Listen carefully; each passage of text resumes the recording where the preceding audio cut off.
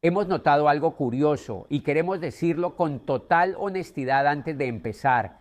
La mayoría de las personas que ven este contenido no están suscritas. Y no lo decimos como una exigencia, sino como una invitación sincera. Si este tipo de reflexiones te aportan algo, si sientes que aquí estamos aprendiendo juntos, te agradecemos que te suscribas y compartas este material.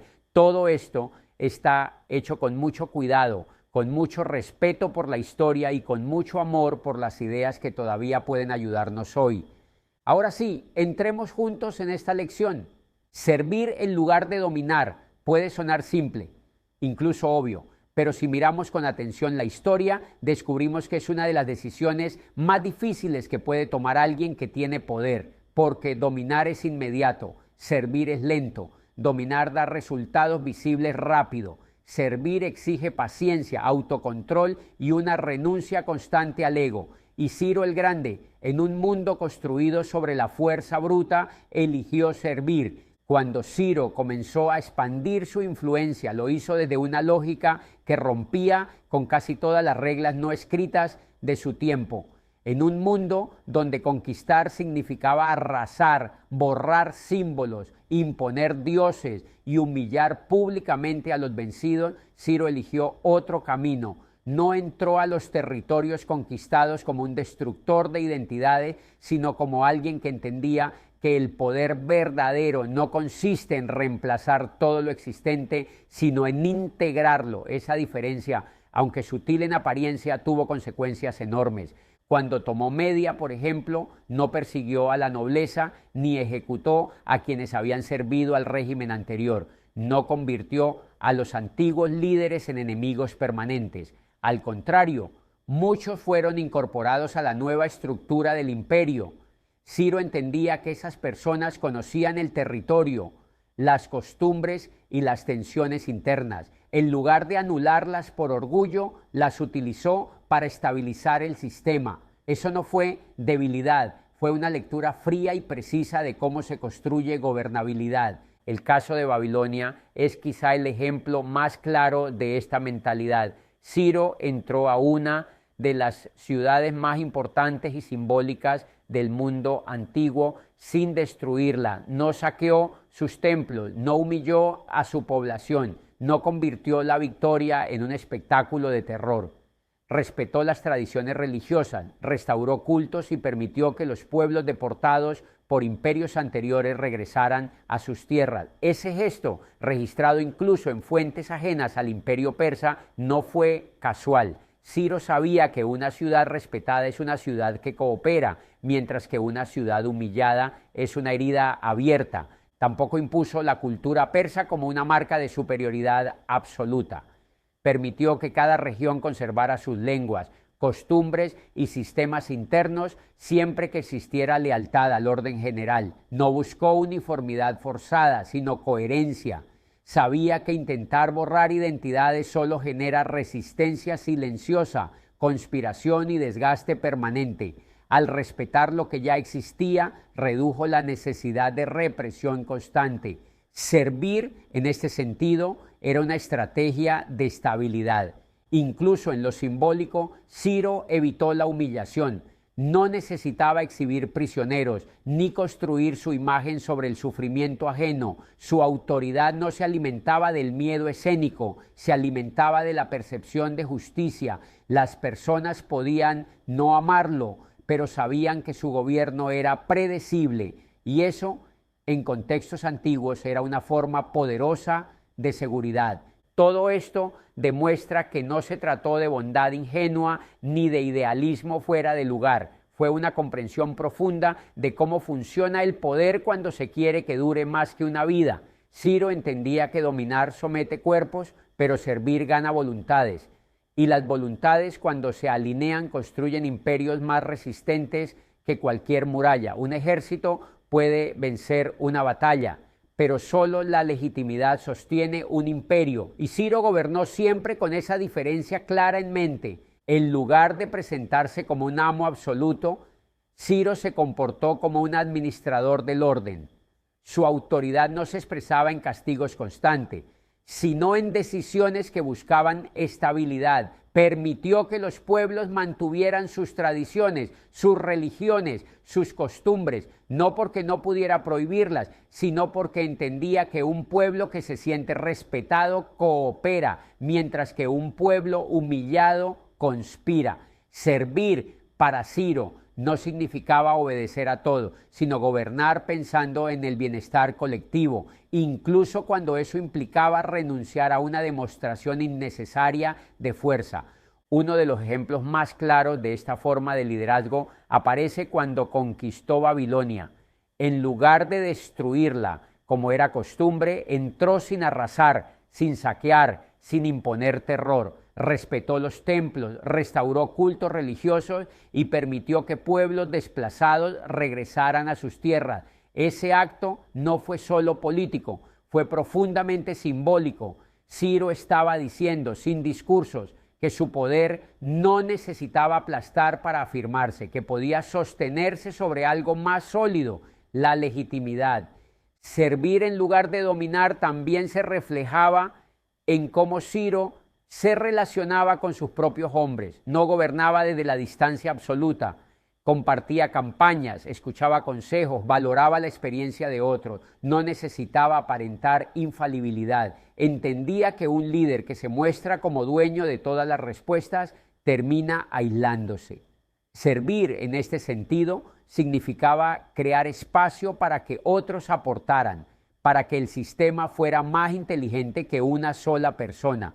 En un mundo donde el poder solía ejercerse desde el miedo, Ciro eligió la confianza como estrategia central, y eso exige un nivel de autocontrol enorme, porque gobernar desde el respeto implica aceptar que no todo puede controlarse a la fuerza, implica tolerar diferencias, gestionar tensiones y resistir la tentación de resolverlo todo con castigos ejemplares. Ciro sabía que cada acto de dominación excesiva debilitaba el tejido del imperio, aunque pareciera fortalecerlo en el corto plazo. Servir no significaba ausencia de autoridad. Ciro no fue un líder blando, tomó decisiones duras cuando fue necesario, enfrentó rebeliones, lideró campañas militares, impuso límites claros, pero incluso en esos momentos su objetivo no era humillar, sino restaurar el equilibrio. La fuerza era una herramienta, no una identidad, y esa diferencia es clave, porque cuando la fuerza se vuelve identidad, el líder se vuelve prisionero de ella. Otro aspecto fundamental de esta lección se revela con claridad en la forma en que Ciro entendía la riqueza y los recursos del imperio. En una época donde muchos gobernantes veían los territorios conquistados como simples fuentes de botín, tributo y enriquecimiento personal, Ciro adoptó una lógica distinta. No gobernaba para acumular tesoros en palacios ni para alimentar una imagen de opulencia desmedida. Gobernaba para que el sistema funcionara, y esa diferencia cambia por completo la relación entre el poder y quienes viven bajo él. Cuando Ciro incorporaba nuevos territorios, no los vaciaba económicamente hasta el colapso. Mantuvo sistemas de tributos razonables adaptados a la capacidad real de cada región. Entendía que exprimir a un pueblo genera ingresos rápidos, pero destruye la productividad a largo plazo. Por eso prefería organizar la recaudación de manera estable, permitiendo que las economías locales siguieran funcionando. Un territorio productivo para Ciro era más valioso que uno empobrecido y resentido. También invirtió en estructuras administrativas que permitieran gestionar un imperio vasto y diverso. Delegó funciones, confió en gobernadores locales y creó mecanismos de supervisión que evitaban abusos extremos. No concentró todos los recursos en una sola figura porque sabía que un sistema centralizado hasta el exceso se vuelve frágil. Servir, en este caso, significaba crear orden, no solo ejercer control, un orden que hiciera predecible la vida cotidiana de las personas. En lugar de saquear templos o desmantelar centros económicos, como era habitual tras una conquista, Ciro los protegía. Entendía que esos espacios no eran solo símbolos religiosos o culturales, sino nodos económicos y sociales. Al respetarlos garantizaba estabilidad. El famoso cilindro de Ciro, más allá de su carga simbólica, refleja esta visión práctica: restaurar, permitir, organizar en lugar de destruir. Incluso la redistribución del botín de guerra refleja esta mentalidad. Ciro no acaparaba todo para sí, recompensaba a sus hombres, fortalecía alianzas y reinvertía recursos en mantener la cohesión del imperio. Sabía que un ejército leal no se construye solo con miedo, sino con reconocimiento y justicia percibida. El poder económico, usado de esta forma, se convertía en una herramienta de estabilidad, no de desigualdad extrema. Ciro entendía que un imperio no se mantiene solo con la amenaza constante del castigo. Se mantiene cuando las personas saben qué esperar, cuando las reglas son claras y cuando sienten que el sistema, aunque imperfecto, no existe únicamente para beneficiar a una élite distante.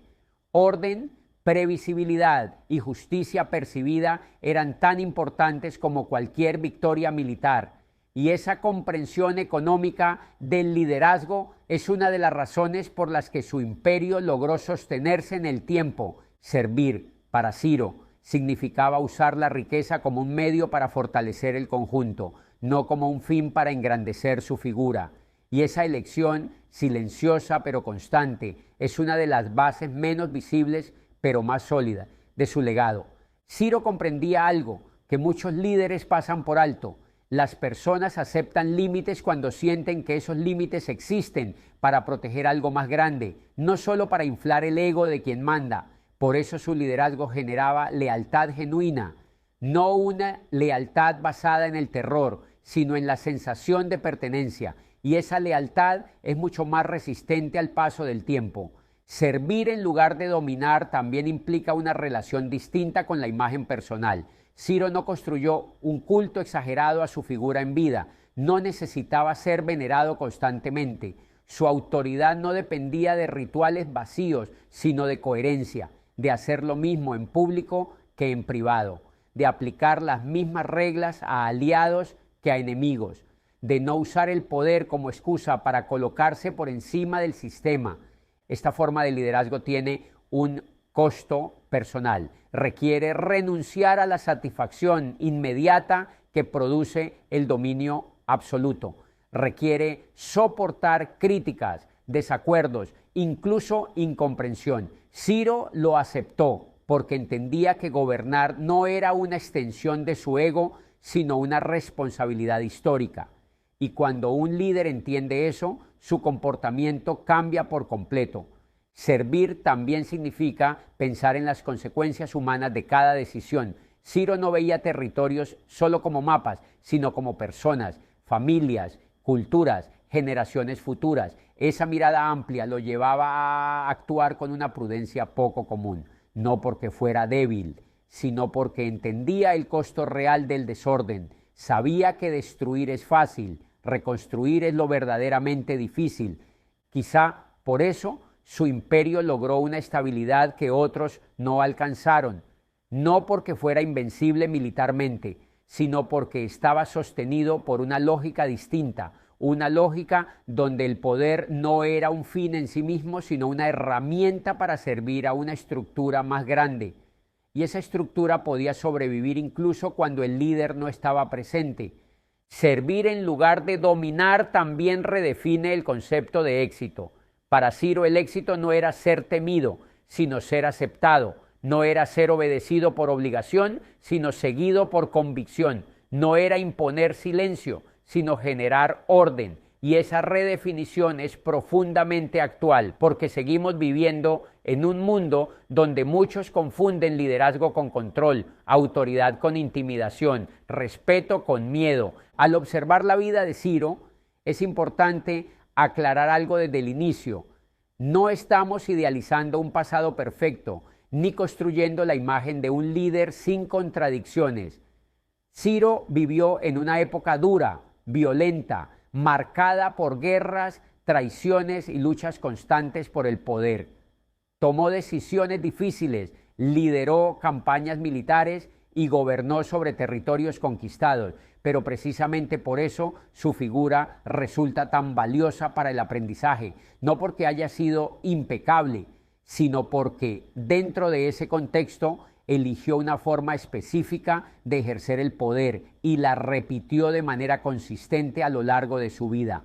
Esa elección fue clara y sostenida. Usar el poder para sostener, no para aplastar. Cada vez que tuvo la oportunidad de convertir la victoria en humillación, eligió la integración. Cada vez que pudo imponer su identidad borrando la de otro, optó por permitir que las diferencias coexistieran dentro de un orden común. No lo hizo una sola vez como gesto simbólico, lo hizo una y otra vez como método de gobierno. Y cuando una decisión se repite, deja de ser casualidad y se convierte en carácter. Integrar para Ciro no significaba ausencia de control, significaba construir un sistema donde distintas culturas, pueblos y tradiciones pudieran funcionar sin sentirse permanentemente amenazados. Significaba entender que la diversidad no era un obstáculo para el imperio, sino una de sus mayores fortalezas, siempre que existiera una estructura que la contuviera.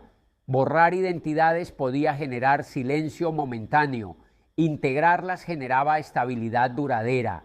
Servir en este contexto no era someterse a los demás, sino asumir la responsabilidad de que el poder impacta vidas reales. Significaba gobernar con conciencia de las consecuencias, pensar más allá del beneficio inmediato y aceptar que liderar implica cargar con el peso de decisiones que afectan a otros. Ciro entendía que dominar podía ser rápido, pero servir exigía constancia, autocontrol y una visión amplia del tiempo. Y esa elección sigue siendo profundamente relevante hoy, porque aunque los contextos hayan cambiado, la pregunta esencial sigue siendo la misma. ¿Qué hacemos con el poder que tenemos? Ya sea en una empresa, una comunidad, una familia o un proyecto personal, siempre existe la posibilidad de imponer o de construir, de aplastar o de sostener, de dominar o de servir. Ciro no nos dejó respuestas teóricas, nos dejó un ejemplo vivido y por eso su liderazgo sigue siendo una fuente de aprendizaje, no como una reliquia histórica, sino como un espejo incómodo que todavía nos interpela. Ciro entendió que el verdadero poder no está en obligar, sino en construir algo que las personas quieran proteger, algo que funcione incluso cuando el líder no está mirando, algo que no dependa del miedo para mantenerse en pie. Y por eso su figura atraviesa los siglos, no como un símbolo de dominación, sino como un recordatorio incómodo de que el poder más difícil de ejercer es el que se pone al servicio de algo más grande que uno mismo. Y tal vez ahí esté la enseñanza compartida más profunda de esta lección. Servir no es perder poder, aunque muchas veces así se perciba. No es debilitar la autoridad ni renunciar al liderazgo, es transformarlo. Es cambiar la lógica desde la cual se ejerce, es pasar de un poder que se impone a un poder que se sostiene. Y esa transformación no es inmediata ni cómoda, pero es mucho más estable. Ciro entendió que el poder que solo se apoya en la fuerza necesita renovarse constantemente mediante el miedo. Cada castigo debe ser más visible, cada amenaza más dura, cada demostración más extrema. En cambio, el poder que se pone al servicio del orden, de la estabilidad y del bienestar colectivo se refuerza con el tiempo. No necesita escalar de forma permanente porque se apoya en algo más profundo, la aceptación. Y esa aceptación no nace del terror, nace de la coherencia entre lo que se promete y lo que se hace.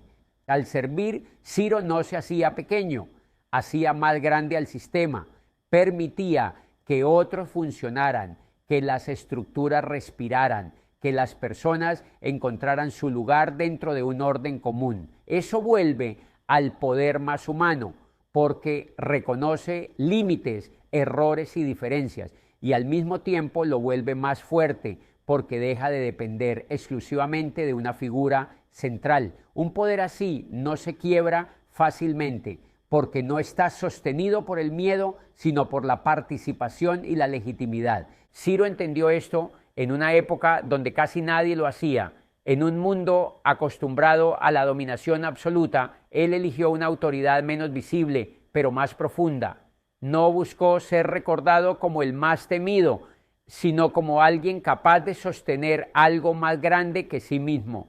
Y esa elección sigue resonando porque toca una verdad incómoda. Liderar de verdad no consiste en imponerse, sino en hacerse responsable del impacto que se genera en los demás. Por eso seguimos aprendiendo de él hoy, no como un rey lejano, congelado en los libros de historia, sino como una referencia viva, una muestra de que el liderazgo más sólido no es el que aplasta, sino el que sostiene, no el que domina, sino el que sirve. Y mientras esa pregunta siga vigente en cualquier ámbito donde alguien tenga poder sobre otros, la figura de Ciro el Grande seguirá teniendo algo que decirnos.